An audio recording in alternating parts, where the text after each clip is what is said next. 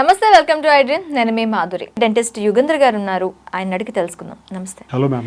ఎత్తుపళ్ళు, వంకర్ టింకర్ పళ్ళు, ఇలా చాలా అంటే సిస్టమ్ అనేది ఒక రకంగా డిస్టర్బ్ అయిపోయి ఉంటుంది. అలాంటి వాళ్ళకి ఎలాంటి ట్రీట్మెంట్స్ ఉంటాయి? ఎస్ మ్యామ్, ఇది మోస్ట్ బర్నింగ్ టాపిక్ యాక్చువల్లీ డెంటిస్ట్రీలో. చాలామంది పేషెంట్స్ యాక్చువల్లీ ఎక్కువగా చాలా డౌట్స్ ఉన్నాయి వీటి గురించి. మంచి క్వశ్చన్ అడిగారు. యాక్చువల్లీ మంచి టాపిక్ కూడా తీసుకున్నాం మనం ఈరోజు. చాలామంది ఇది మమ్మల్ని ఇండైరెక్ట్గా అదే పనిగా కాల్స్ చేసి అడగడము, సో కస్టమర్ కేర్ కాల్స్ చేసి అడగడం, వాళ్ళకంతా డీటెయిల్గా ఇచ్చేయలేము, కానీ ఈ వీడియో ద్వారా 10 మందికి మనం అందజేయచ్చు. ఎనీవే, దీంట్లో క్లిప్స్ అనేటివి, అలైనర్స్ అనేటివి ఒక 2 భాగాలు ఉంటాయి మ్యామ్. క్లిప్స్ అనేటివి మీరు గమనించే ఉంటారు, చాలామందికి పళ్ళకి మెటల్ క్లిప్స్ అనేసి పెట్టుకునేసి వాటికి ట్రీట్మెంట్స్ చేసుకొని ఒక 12 months or 15 months or 16 months అనేసి ట్రీట్మెంట్కి డాక్టర్ దగ్గరికి వస్తూ ఉంటారు. ఈ ఎత్తుపళ్ళు, ఎగుడు దిగుడు పళ్ళు లేదా పళ్ళ మధ్యలో సందులు ఆ క్లిప్స్ ద్వారా క్లియర్ చేయొచ్చు. కానీ క్లిప్స్లో కూడా రకాలు ఏంటంటే మెటల్ క్లిప్స్, సెరామిక్ క్లిప్స్. దాంట్లో కూడా 2 టెక్నిక్స్ ద్వారా వర్క్ చేస్తారు మ్యామ్. ఒకటి స్ట్రైట్ వైర్ టెక్నిక్ అని, ఇంకోటి సెల్ఫ్ లైగేటింగ్ టెక్నిక్ అని. స్ట్రైట్ వైర్ టెక్నిక్ అనేది ఒక టైంలో బెస్ట్ ఉంది, దానికంటే ఇప్పుడు సెల్ఫ్ లైగేటింగ్ అనేది ఇంకా ద బెస్ట్ అనేది ఇప్పుడు అది మోస్ట్ అడ్వాన్స్డ్ అనమాట. సో ఈ రెండిటి ద్వారా కూడా డెఫినెట్గా వాళ్ళు అనుకున్నది ఏదైతే ఒక లుక్ అనుకుంటారు, సార్ నాకు ఇది చేస్తే ఇంత బాగా వస్తుందా అని 99% రీచ్ అయిపోతారు. ఓకే. సో కానీ ఎవ్రీ మంత్ డెంటిస్ట్ని కలవాలి. ఆ కలిసినన్ని రోజులు కూడా ప్రాపర్గా మెయింటైన్ చేయాలి.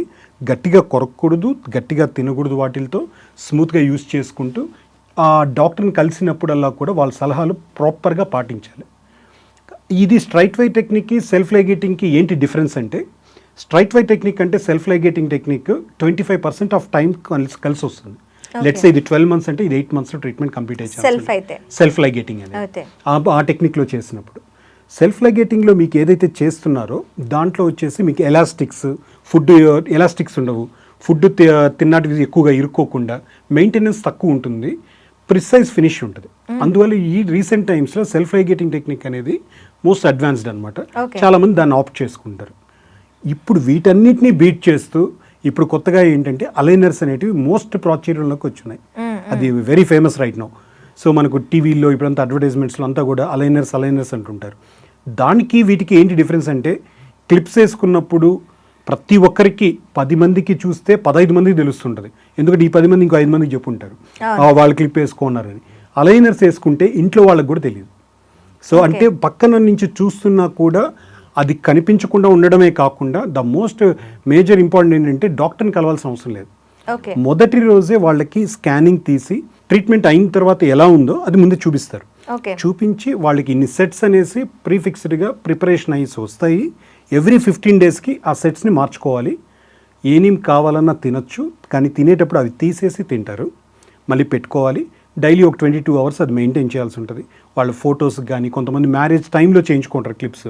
ఆ టైంలో వచ్చి మధ్యలో క్లిప్స్ తీయించేసుకొని మళ్ళీ మ్యారేజ్ అయిన తర్వాత మళ్ళీ వచ్చేసుకొని ఇవంతా కూడా చాలా మెస్సీ అనమాట. అవన్నీ ఉండకుండా ఇవి ఆ టైంలో కూడా వేసుకోవచ్చు. మనం జస్ట్ ఆ స్పష్టత కూడా మాట్లాడడానికి కానీ, కంఫర్ట్ కానీ, గుచ్చుకోకపోవడం కానీ ఇవన్నీ ఉండడం వల్ల అలైనర్స్ అనేది ఇప్పుడు మోస్ట్ హైలీ. క్లిప్స్ తో మనకి సేమ్ షేప్ వస్తూ ఉంటుంది, అలైన్మెంట్స్ తో మనకి ఆ కరెక్ట్ గా ఆ షేప్ వస్తుందా లేదా అనే డౌట్స్ చాలా మందికి ఉంటాయి. అలైన్మెంట్స్ ఎలా వర్క్ చేస్తాయి, క్లిప్స్ ఎలా వర్క్ చేస్తాయి? రెండిటి ప్రొసీజర్ ఒకటే మ్యామ్. ఇప్పుడు మీకు క్లిప్స్లో ఏంటంటే ఫ్రంట్ మాత్రమే క్లిప్స్ మీకు పెట్టి ప్లేస్ చేసి ఒక వైర్ వేసి వాటిని టైట్ చేయడం ద్వారా సర్టైన్ ప్రెషర్స్ ఇవ్వడం వల్ల మూవ్ అవుతాయి. కానీ అలైనర్స్, కానీ మీరు అడిగిన చాలా ద బెస్ట్ క్వశ్చన్ ఏంటంటే, రెండిటికంటే మీకు అలైనర్స్ కంటే బ్రేసెసే బాగా వర్క్ చేస్తాయేమో, క్లిప్సే బాగా వర్క్ చేస్తాయేమో అని మీ ఉద్దేశం. లేదు మ్యామ్, దానికంటే ఇప్పుడు అలైనర్సే మోస్ట్ ఎఫెక్టివ్. ఎందుకంటే అలైనర్స్ వచ్చేసి మీకు ఒక కవర్ లాగా టోటల్ టీత్ కవర్ అయి ఉంటుంది. ఇక్కడ మీకు బ్రేసెస్లో ఫ్రంట్ మాత్రమే ప్రెషర్ ఉంటుంది, అలైనర్స్లో ఫ్రంట్ అండ్ బ్యాక్ కూడా మీకు ప్రెషర్ ఇస్తారు. ఆ ప్రెషర్ పాయింట్స్ ఉండడం వల్ల దానికంటే ఒక 2 months ఎక్స్ట్రాగా ఫాస్ట్గానే కంప్లీట్ అవుతుంది, మోస్ట్ కంఫర్టబుల్ వేలో అవుతుంది. సో ప్రెషర్ పాయింట్స్ని మీకు మేనేజ్ చేయడం వల్ల ఎవ్రీ 15 daysకి నెక్స్ట్ ప్రెషర్ పాయింట్ ఇంకో టూత్కి షిఫ్ట్ అవ్వడం వల్ల మనకి ఇది అవుతుంది. ఓకే. ఇది ఒక్కసారి పెట్టేసుకున్న తర్వాత ఇంకా కంప్లీట్గా అదే షేప్లో అట్లా ఉండిపోతాయా అవి తీసిన తర్వాత?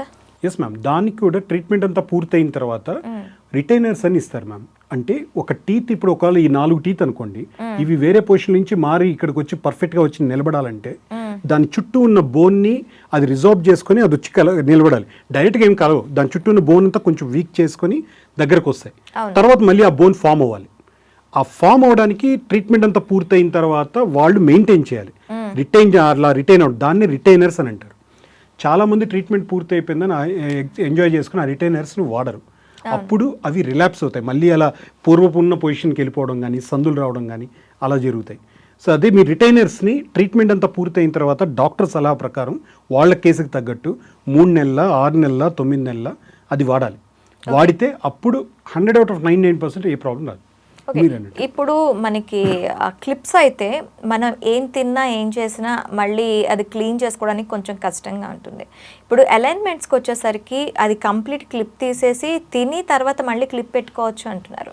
సో ఇక్కడ మనకి ఫ్లాక్ క్రియేట్ అవ్వటం కానీ, మనం లాస్ట్ వీడియోలో మాట్లాడుకున్నట్టు ఫ్లాక్ క్రియేట్ అయినా లేకపోతే దాంట్లోని ఏమైనా తినే పదార్థాలు ఉండిపోయినా, ఇప్పుడు ఈ అలైన్మెంట్స్లోని అవి అట్లా ఉండిపోవడం వల్ల ఇంకా దాని ప్రభావం ఎక్కువగా పళ్ళ మీద పడే అవకాశాలు ఉంటాయి కదా, అలాంటి టైంలో ఏం చేయాలంటారు? అందుకని మనము మీరు చెప్పింది రైట్ మ్యామ్, దీనికంటే కూడా హైజీన్ మెయింటైన్ చేయడంలో అలైనర్స్ వెరీ ఈజీ. బ్రేసెస్లో ఏంటంటే తిన్నటివన్నీ బాగా ఇరుక్కుంటాయి, క్లీన్ చేసుకున్నా కూడా ఒక లెవెల్ వరకే క్లీన్ అవుతాయి, 90% 10% క్లియర్ చేయలేము. అదే మీకు అలైనర్స్లో ఏంటంటే 100/99% క్లియర్ అవుతుంది. ఎందుకంటే దాన్ని ప్రాపర్గా వాటర్ కింద మనము రన్నింగ్ ట్యాప్ కింద పెడితేనే దానికి ఆటోమేటిక్గా సెల్ఫ్ క్లీనింగ్ ప్రాపర్టీస్ ఉంటాయి, క్లియర్ అవుతుంది. సో మౌత్ వాషెస్ ఇలా యూస్ చేయడం వల్ల క్లియర్ అవుతుంది. డెఫినెట్లీ అలైనర్స్ అనేది బ్రేసెస్ కంటే క్లీనింగ్ ఎఫిషియన్సీ వైజ్ ఒక 10 steps హెడ్ ఉంటుంది. ఓకే, ఇది ఒకసారి అలైన్మెంట్ అయిన తర్వాత కంప్లీట్ సెషన్ అయిన తర్వాత మళ్ళీ మీ దగ్గరికి ఎప్పుడు రావాలంటారు? అంటే కంప్లీట్గా ట్రీట్మెంట్ అంతా కంప్లీట్ అయిపోయింది తర్వాత ఇంకా మళ్ళీ దాని ట్రీట్మెంట్స్ కంటిన్యూ అవుతూ ఉంటాయా? లేదు మ్యామ్, ట్రీట్మెంట్ పూర్తయిన తర్వాత పేషెంట్కి క్లియర్గా ఇన్ఫామ్ చేస్తాం, ఇంతకుముందు మీకు చెప్పినట్టు ఈ రిటైనర్స్ వాడాలి అని. ఆ 6 months ప్రాపర్గా రిటైనర్స్ వాడిన తర్వాత ఒకసారి డాక్టర్ని కలిసి ఒకసారి క్లీనింగ్ చేసేసుకుంటే అక్కడితో ఎండప్ అయిపోతుంది. ఒకసారి లైఫ్ టైం అంటే ట్రీట్మెంట్ వైజ్ అయితే ఎండప్ మ్యామ్ అంతే. ఓకే, కానీ మీరు క్లీనింగ్ అనేది ఎవ్రీ 6 monthsకి అయితే చేయించుకోవాలి. కానీ క్లీనింగ్కి ఈ ట్రీట్మెంట్కి సంబంధం లేదు. జనరల్గా వాళ్ళు అప్పుడు మీరు వాడడం కానీ అప్పటికి ఆల్మోస్ట్ 1 year వాడుంటారు కాబట్టి ఒక రెగ్యులర్ స్కేలింగ్ అనేది ఒకటి చేయించుకోవాలి. అలైన్మెంట్స్ మాత్రం అలైనర్స్ అయినా బ్రేసెస్ అయినా లైఫ్లో ఒకసారి వేయించుకుంటారు, దాన్ని ప్రాపర్గా మెయింటైన్ చేస్తే మళ్ళీ ఇంకొకసారి చేయాల్సిన అవసరం రాదు. ఎవరైనా మిడ్లో ఆపేసో లేదంటే ట్రీట్మెంట్ అంతా అయిన తర్వాత రిటైనర్స్ వాడకుండా ఉంటేనో వాళ్ళకి మళ్ళీ ఓపెన్ అప్ అవుతుంది, అట్లాంటి వాళ్ళకి మళ్ళీ ట్రీట్మెంట్ అవసరం. కానీ డాక్టర్ ట్రీట్మెంట్ పూర్తి అయింది అని చెప్పిన తర్వాత 99% ఇంకా అవసరం ఉండదు. ఓకే, మరి ఈ అలైన్మెంట్స్ మళ్ళీ పెట్టుకోవాల్సిన అవసరం ఉంటుందా లేకపోతే అది కంప్లీట్గా ఇంకా అవాయిడ్ చేయాల్సింది అంటారా? ఇంకా అవసరం లేదు మ్యామ్, ట్రీట్మెంట్ అయిన తర్వాత. ట్రీట్మెంట్ అయిన తర్వాత. Okay doctor, thank you very much.